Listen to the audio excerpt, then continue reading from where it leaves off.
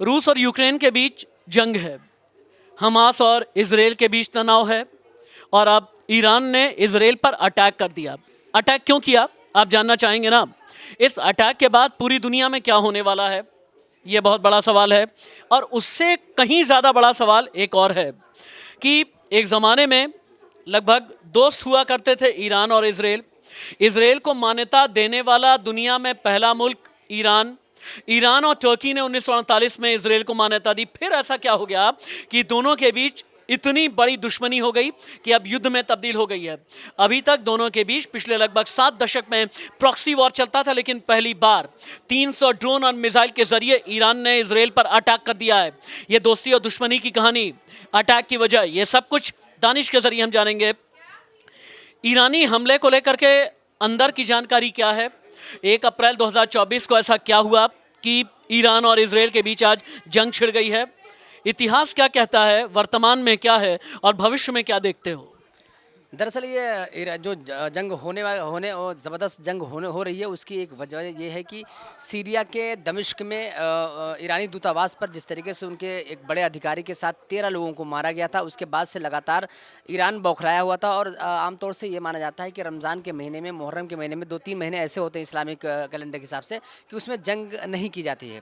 तो इस वजह से वो सब्र कर रहा था। रमज़ान ख़त्म होते हुए जैसे ईद का चाँद नमूदार हुआ, फ़ौरन एग्रेसिव मोड में आया ईरान, और अब वो बदला लेने के लिए बार बार। ये तो बात हो गई कि किस वजह से जंग हो रही है। अब थोड़ा मुझे ये भी बताना, 1948 में इजराइल को मान्यता देने वाला मुल्क कौन? ईरान। ईरान और इजराइल के बीच लगभग 1978-1979 तक सब कुछ ठीक था। फिर ये इस्लामिक क्रांति वाला दौर कैसे आया? इस्लामिक क्रांति के वक्त में खुमैनी ने क्या किया? वो कौन सी एक पार्टी थी जिसे खुमैनी ने कहा ये तो शैतानों की पार्टी है? और उसके बाद दोनों के रिश्ते लगभग रातों रात बदलते चले गए। दरअसल 1979 में जब ईरान में इस्लामिक रिवोल्यूशनरी की क्रांति हुई है, उसके बाद से लगातार कभी भी अमेरिका और इजराइल दोनों से कभी वहाँ पे बनी नहीं है।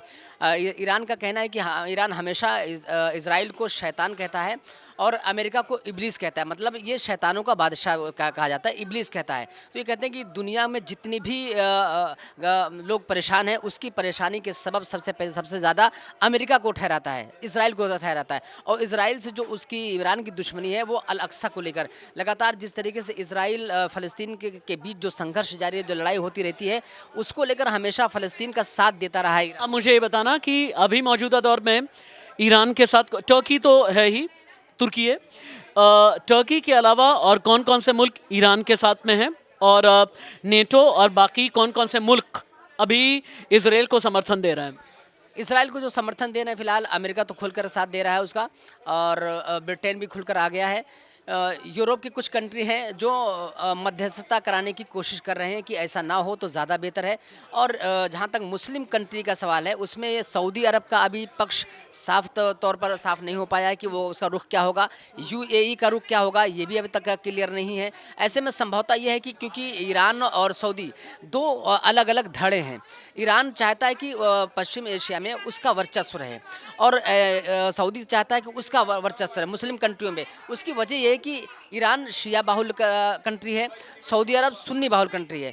दोनों के बीच अक्सर एक प्रॉक्सी वार कह लीजिए कि। अब मुझे एक बात ये बताना, ये तो बात हो गई सोशो इकोनॉमिक स्टेटस की, ये बात हो गई ज्योग्राफिया की, ये बात हो गई डिप्लोमेटिक वे में। कल सोमवार है, शेयर बाजार 2 दिन के बाद में खुलने वाला है। शेयर बाजार सेंटिमेंट पे चलता है और जो ग्लोबल सेंटिमेंट होते हैं वो शेयर बाजार को बहुत प्रभावित करते हैं। क्या ये माना जाए कि कल शेयर बाजार धराशायी होगा? बिल्कुल उसका बहुत असर पड़ेगा, क्योंकि इस वक्त दुनिया कई जगह जंग जारी है, उसको लेकर तनाव जिस तरीके से है, आर्थिक मंदी पर उसका असर पड़ता है। अभी रूस यूक्रेन की जंग खामोश नहीं हुई, मतलब बंद भी नहीं हुई, कि एक और जंग की आहट इस तरीके से दिखाई दे रही है। और अगर ये जंग होती है तो एक बड़े पैमाने पर इसका असर देखने को मिलेगा, ना सिर्फ किसी एक कंट्री को बल्कि दुनिया को इसका भुगतान भुगतना पड़ेगा। दुनिया की कई इकॉनमी प्रभावित हो सकती है, शेयर बाजार प्रभावित हो सकते हैं, और चूंकि पूरी दुनिया ग्लोबल मार्केट में तब्दील है और जंग का एक और मैदान इस वक्त खुल चुका है। ईरान और इजराइल की जंग और विध्वंसक और भी घातक होने वाली है। यह जंग रुकवाएगा कौन? सवाल बहुत बड़ा है। नमस्ते।